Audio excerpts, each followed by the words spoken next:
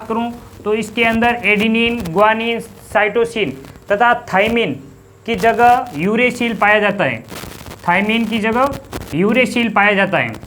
अब देखिए RNA prokaryotic कोशिका के अंदर, कोशिका द्रव के अंदर, यानी यह आरएनए प्रोकैरियोटिक कोशिका में कोशिका द्रव व राइबोसोम में पाया जाता है, जबकि यूकैरियोटिक कोशिका में यह कोशिका द्रव राइबोसोम, माइटोकॉन्ड्रिया, हरित लवक तथा केंद्रिका में पाया जाता है। अब देखिए टाइप ऑफ आरएनए। आरएनए के मुख्य 3 प्रकार है, आरआरएनए, एमआरएनए व टीआरएनए, जबकि क्वेश्चन अन्य आरएनए पर भी बनता है। जैसे पटवारी 2016 का जो पेपर था उसमें क्वेश्चन था निम्न में से कौन सा आरएनए जो अन्य आरएनए के प्रोसेसिंग में भाग लेता है, तो उसमें ऑप्शन था जिसका आंसर था एसएनआरएनए, जो 6 से 8 प्रोटीन अणुओं के साथ मिलकर एसएनआरएनपी बनाता है, जो अन्य आरएनए के प्रोसेसिंग में भाग लेता है। चलिए अपन एक एक करके इन टाइप्स के बारे में बात करते हैं।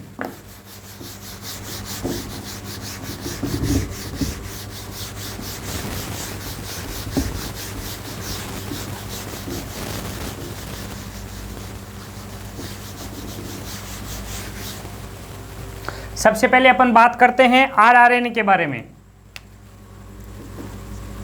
आरआरएनए, देखिए आरएनए एक ऐसा आरएनए है जो सर्वाधिक मात्रा में पाया जाता है। यह कुल आरएनए का 70 से 80% कोशिका द्रव्य में पाया जाता है। 70 से 80% पाया जाता है, यानी कह सकता हूं कि सर्वाधिक पाया जाने वाला आरएनए है। आरआरएनए सर्वाधिक मात्रा में पाया जाता है। फिर देखिए आरआरएनए जो राइबोसोम की इकाइयां होती हैं, उप इकाइयां, उनमें यह उपस्थित होता है, इसलिए इसे राइबोसोमल आरएनए भी कहा जाता है। राइबोसोमल आरएनए कहा जाता है। देखिए ये राइबोसोम की उप इकाइयों में उपस्थित होता है। राइबोसोम की उप इकाइयों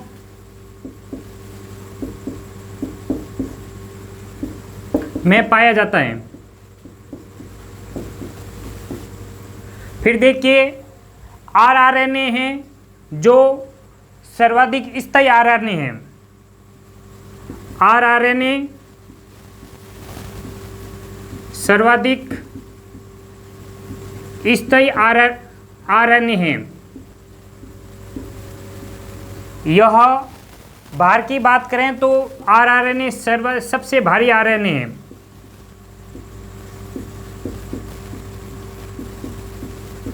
सबसे भारी आरएनए है। यदि इसकी कार्य की बात करें तो आरएनए का मुख्य कार्य होता है आरएनए का प्रोटीन निर्माण का। प्रोटीन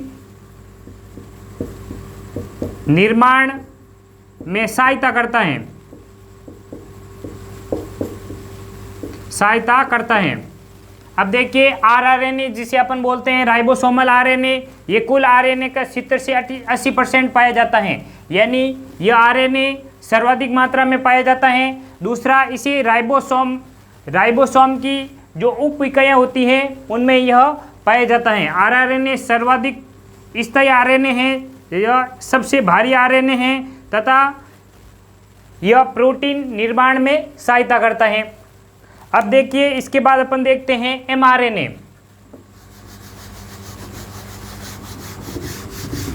एमआरएनए जिसे अपन बोलते हैं मैसेंजर आरएनए।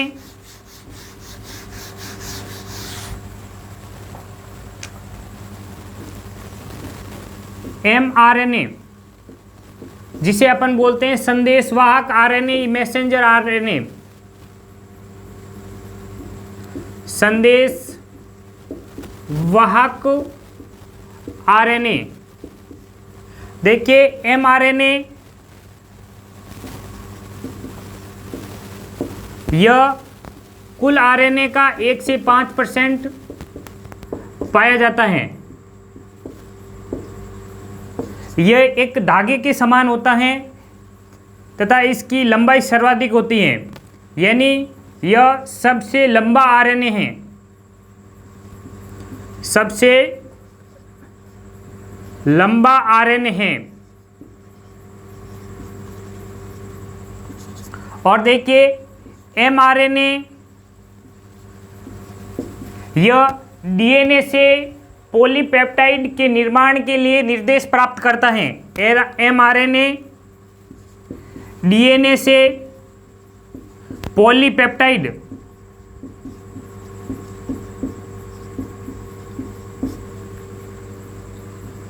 के निर्माण के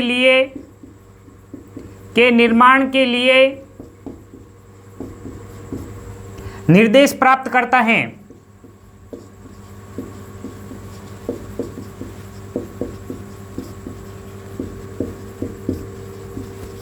ये निर्देश एक न्यूक्लियोटाइड के क्रम में होता है, यानी यह निर्देश जो न्यूक्लियोटाइड होते हैं उनके क्रम में होता है। न्यूक्लियोटाइड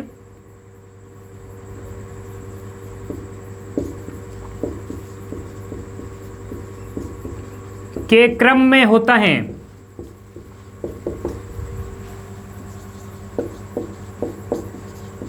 जिसे अपन आनुवांशिक कूट कहते हैं।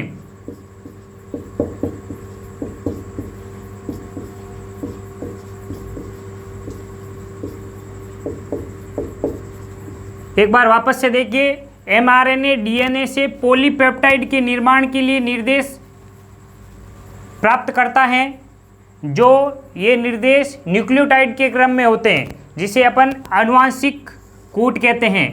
मैं ये कह सकता हूँ कि एमआरएनए डीएनए से एक निर्देश आनुवांशिक निर्देश प्राप्त करता है, जो कि न्यूक्लियोटाइड के क्रम में होता है। अब देखिए एमआरएनए ये दो प्रकार का होता है। एक होता है पॉलीसिस्टोनिक,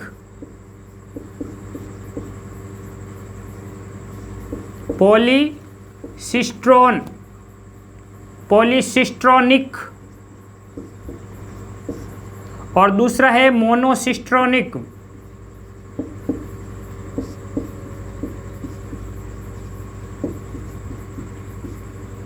ये पॉलीसिस्ट्रोनिक प्रोकैरियोटिक के अंदर पाया जाता है।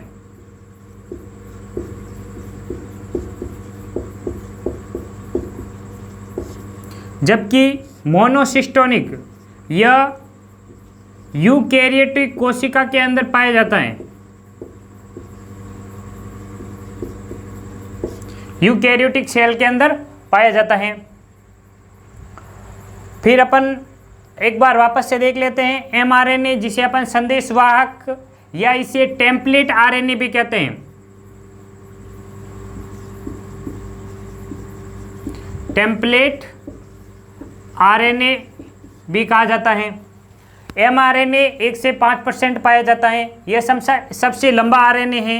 एमआरएनए डीएनए से पॉलीपेप्टाइड के निर्माण के लिए निर्देश प्राप्त करता है। ये निर्देश न्यूक्लियोटाइड के क्रम में होता है, जिसे हम आनुवांशिक कूट कहते हैं।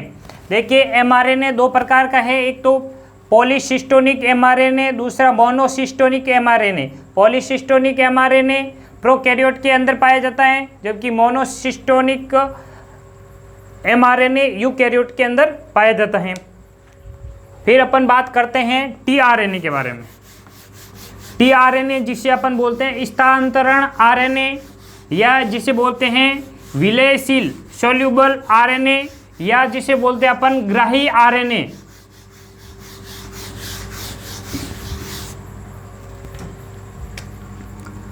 बात करते हैं टीआरएनए के, इसे बोलते हैं अपन स्थानांतरण आरएनए या अपन इसे बोलते हैं घुलनशील आरएनए।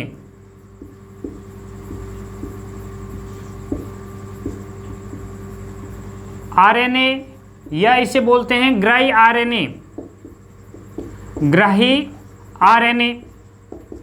अब देखिए टीआरएनए की बात करूं तो ये सबसे छोटा आरएनए है, सबसे छोटा आरएनए है।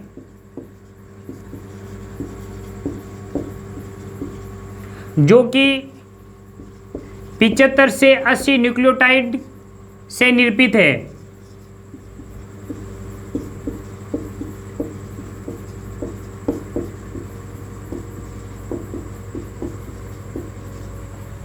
यानी टीआरएनए सबसे छोटा आरएनए है जो 75 से 80 न्यूक्लियोटाइड से बना होता है।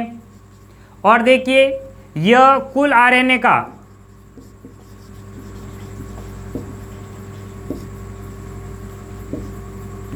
10 से 15% पाया जाता है। कितना पाया जाता है? 10 से 15% पाया जाता है।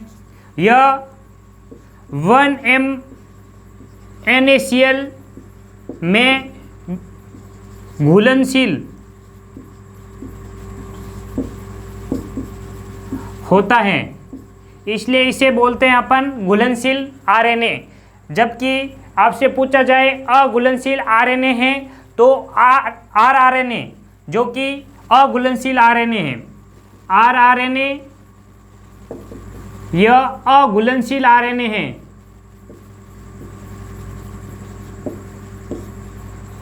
फिर देखिए टीआरएनए जिसे अपन बोलते हैं घुलनशील आरएनए। ये तो हो गए टीआरएनए के बारे में सारी जानकारी। एक बार वापस से देख लेते हैं। टीआरएनए जिसे अपन स्थानांतरण आरएनए, घुलनशील आरएनए या ग्राही आरएनए बोलते हैं। ये सबसे छोटा आरएनए है जो 75 से 80 न्यूक्लियोटाइड से बना होता है। कुल आरएनए का 10 से 15% पाया जाता है। 1 NaCl में घुलनशील होता है, इसलिए अपन इसे विलयशील या सोल्यूबल आरएनए भी बोलते हैं। फिर अपन बात करते हैं SNRNA की।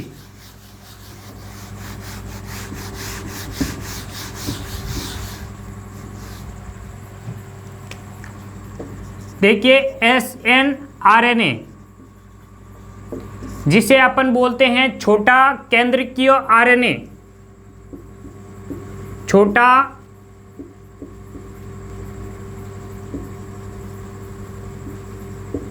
केंद्रीय आरएनए, स्मॉल न्यूक्लियर आरएनए।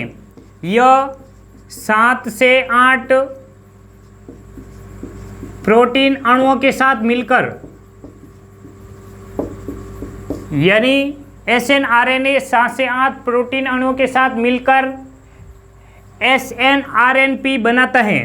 7 से 8 प्रोटीन अणुओं के साथ मिलकर SNRNP जिसे अपन बोलते हैं स्मॉल न्यूक्लियर राइबोन्यूक्लिक प्रोटीन का निर्माण करता है।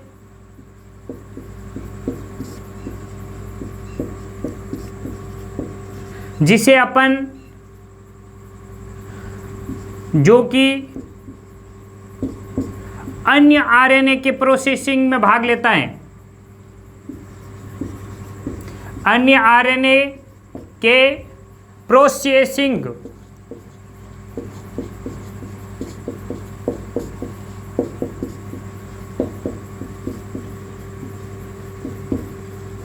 यही क्वेश्चन था पटवार 2016 का 15-16 का जो पेपर था उसमें था निम्न में से कौन सा आरएनए अन्य आरएनए के प्रोसेसिंग में भाग लेता है। तो आंसर था SNRNA जो जिसे अपन बोलते हैं छोटा केंद्रीय आरएनए। ये 7 से 8 प्रोटीन अणुओं के साथ मिलकर SNRNP छोटा केंद्रीय राइबोन्यूक्लिक प्रोटीन का निर्माण करता है जो कि अन्य आरएनए के प्रोसेसिंग में भाग लेता है। फिर अपन बात करते हैं HNRNA के बारे में। जिसे अपन बोलते हैं विषमांगी आरएनए।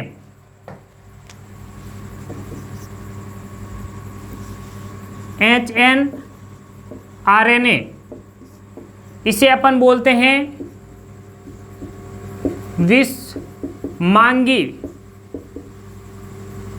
विषमांगी केंद्रीय आरएनए।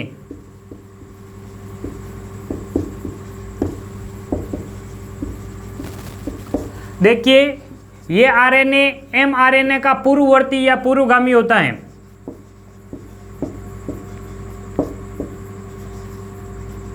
पूर्ववर्ती या पूर्वगामी होता है।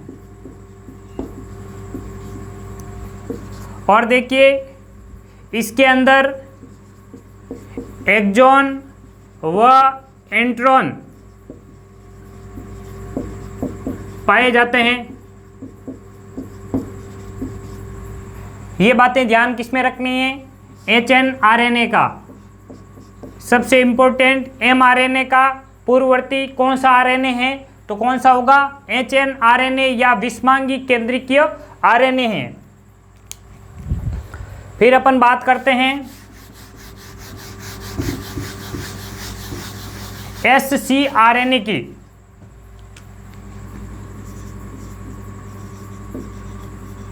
इसे अपन बोलते हैं कोशिका छोटा कोशिका द्रव्य आरएनए।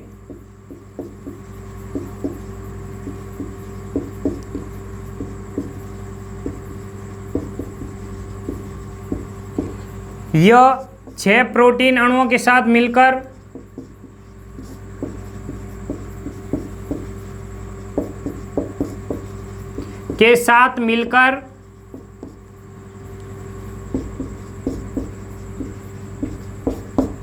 यह 6 प्रोटीन अणुओं के साथ मिलकर SRP एकल पहचान कण सिंगल रिकॉग्नाइजिंग पार्टिकल का निर्माण करता है। एकल के पहचान कण का निर्माण करता है जो कि राइबोसोम को अंतःप्रद्रवी जालिका के साथ जोड़कर स्रावी बनाता है। अब देखिए इसके बाद है आपका आनुवांशिक आरएनए। इसके बाद अपन बात करते हैं आनुवांशिक आरएनए।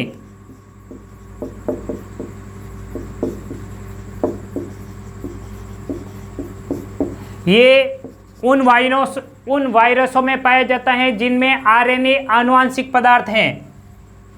यह उन वायरसों में पाया जाता है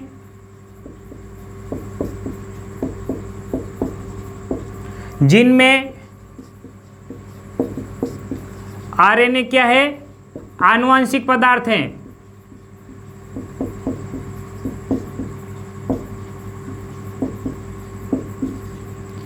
ऐसे वायरसों को अपन रिट्रोवायरस कहते हैं जिनमें आरएनए क्या है? आनुवांशिक पदार्थ। ये आरएनए स्वतः प्रतिकृति बना सकता है, यानी यह आरएनए से डीएनए के अंदर चेंज हो जाता है, इसलिए इसे अपन कहते हैं रिट्रोवायरस। ये देखिए SSRNA, इसके एग्जाम्पल है SSRNA जिसे बोलते हैं एकल कुंडलित आरएनए। यह एकल कुंडलित आरएनए एक तो आपके पाया जाता है HIV human deficiency virus HIV, और ये पाया जाता है इन्फ्लुएंजा वायरस में।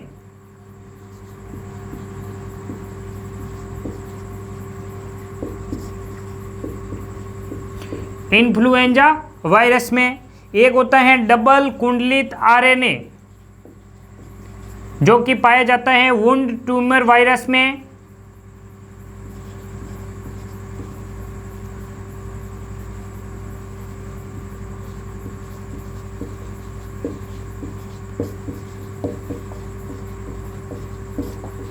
जिसे बोलते हैं WTV वायरस।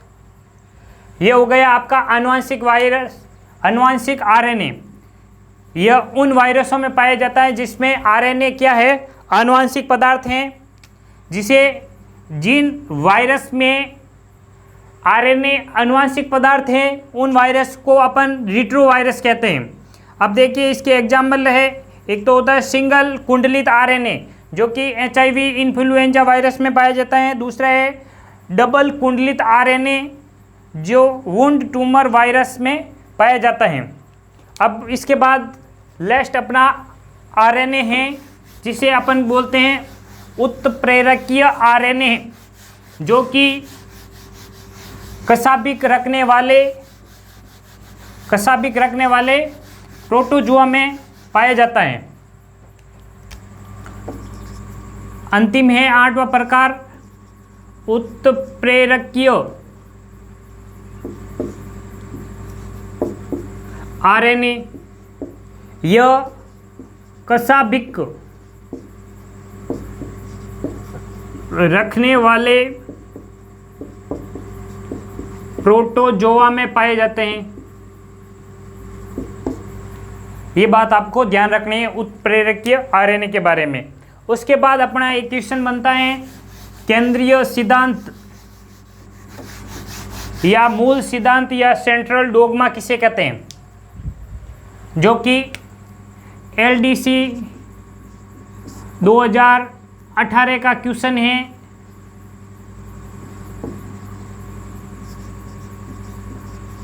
सेंट्रल डोगमा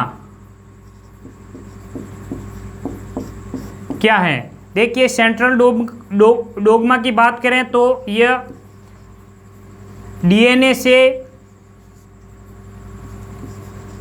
से आरएनए और आरएनए से प्रोटीन निर्माण का यह क्रम क्या कहलाता है आपके सेंट्रल डोगमा, यानी डीएनए से आरएनए बनना चाहिए, आरएनए से प्रोटीन बनना चाहिए। इसी क्रम को क्या बोलते हैं अपन, सेंट्रल डोगमा। इसे ही अपन कहते हैं मूल सिद्धांत। अब देखिए डीएनए से डीएनए का बनना कहलाता है प्रतिकृति,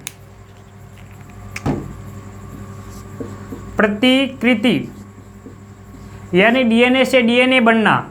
जबकि डीएनए से एमआरएनए का निर्माण होना इसे बोलते हैं अपन अनुलेखन।